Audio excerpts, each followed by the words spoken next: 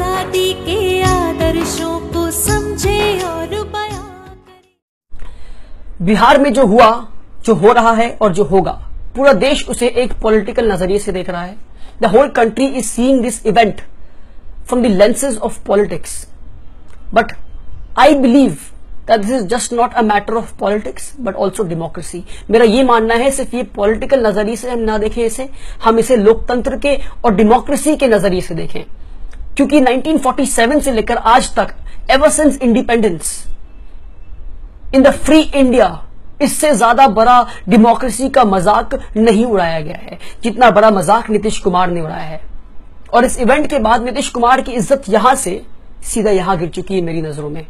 This man has fallen in my eyes, and I will tell you as to why and as to how this man has made a mockery of democracy, कि किस तरह इन्होंने democracy का और लोकतंत्र का मजाक उड़ाया है।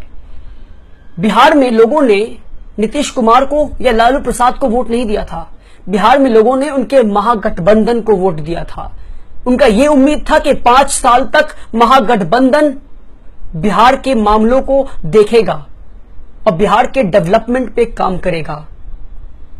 उन्हें ये कोई उम्मीद नहीं थी कि बीच में आकर this man will break the coalition and will shake hands with the BJP. आप ये ना समझे कि मैं लालू प्रसाद का एजेंट हूं या नीतीश कुमार का एजेंट हूं। I am an agent of truth and I have people there in Bihar, my family is there in Bihar, who are very sad at this step that mister Nitish Kumar has taken. क्योंकि बिहार के लोगों का एक उम्मीद था जो उन्होंने तोड़ दिया है। This is pure mockery of democracy. और कैसा डेमोक्रेसी है ये कि 14 घंटा के अंदर, 14 घंटा विद इन 14 आवर्स एक सीएम रिजाइन करता है एंड विद इन 14 आवर्स वो फिर से सीएम बन जाता है। What kind of democracy. और फिर आप कहते हैं मैं भ्रष्टाचार के खिलाफ आवाज उठा रहा था।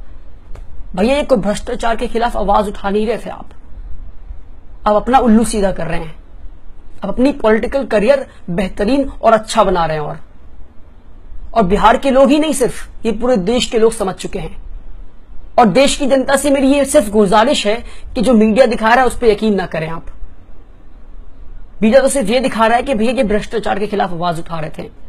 ये वही नीतीश कुमार है जो 2014 के इलेक्शन में, लोकसभा इलेक्शन में इन्होंने ये कहा था मैं मिट्टी में मिल जाऊंगा पर नरेंद्र मोदी से हाथ नहीं मिलाऊंगा। क्या हुआ, मिट्टी में मिल गए? क्यों मिला लिया अपने हाथ? और वो ये वही नरेंद्र मोदी है जो बिहार में आकर लोकसभा इलेक्शन के दौरान लालू की और नीतीश की पर्दाफाश कर रहे थे। वो उनके स्कैम एक के बाद एक गिनवा रहे थे।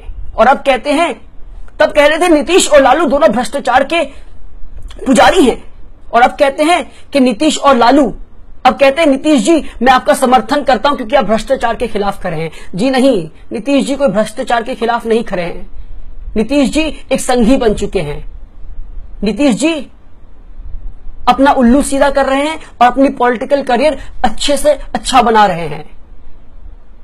मोदी जी बस मैं आपसे यह कहना चाहता हूं कि अगर आप में इतनी सी भी दिमाग है, दिमाग तो बहुत है, तो भैया तभी प्रधानमंत्री बने हैं आप एक बार ये सोचे, ये नीतीश कुमार जो स्टूडेंट के टाइम से, ever since student days, student life, he has been with Lalu Prasad, जो इंसान अपने ऐसे इंसान को धोखा दे सकता है, पीठ में छुरी भोग सकता है, क्या वो आपके पीठ में छुरा नहीं भोग सकता?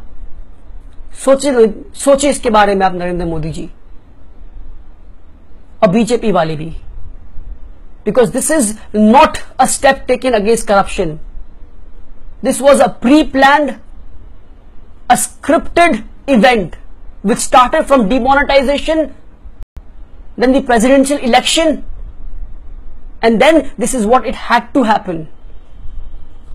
और जो लोगों के अंदर थोड़ा भी दिमाग होगा ना वो समझ जाएंगे इस बात को। तो इससे आप ये ना समझे कि नीतीश कुमार ने करप्शन के खिलाफ आवाज उठाया है। It was all scripted, it was all planned.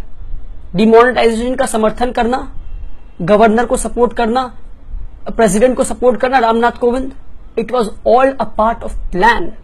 अब आपको बीजेपी और नीतीश की गठबंधन की वजह से बिहार में बहुत ही जल्द बीफ बैन दिखेगा। गौरक्षा के नाम पे निहत्तों का हत्या होते दिखेगा आपको।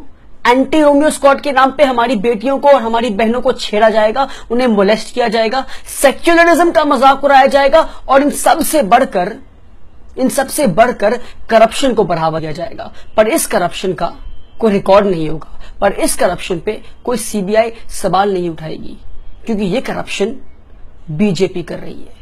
हाउ आयरॉनिकल इट इज कि बीजेपी इस देश में 3 साल से है, कोई करप्शन नहीं कर रही है, सब कुछ सही चल रहा है, पर फिर भी देश का जीडीपी 2% से नीचे आ जाता है। कोई करप्शन नहीं कर रही है, पर स्टेटस कहता है, डेटा कहता है, स्टैटिस्टिक्स कहता है कि करप्शन इस देश में 3% से बढ़ चुका है। How ironical isn't it? पर उम्मीद करते हैं कि यह सब ना हो, because at the end of the day this is our country and we have to pray for the betterment of our country, because we love our country. Thank you so much. आप देख रहे हैं we love Baba Saheb. Channel को subscribe करना और घंटी बजाना ना भूलिए।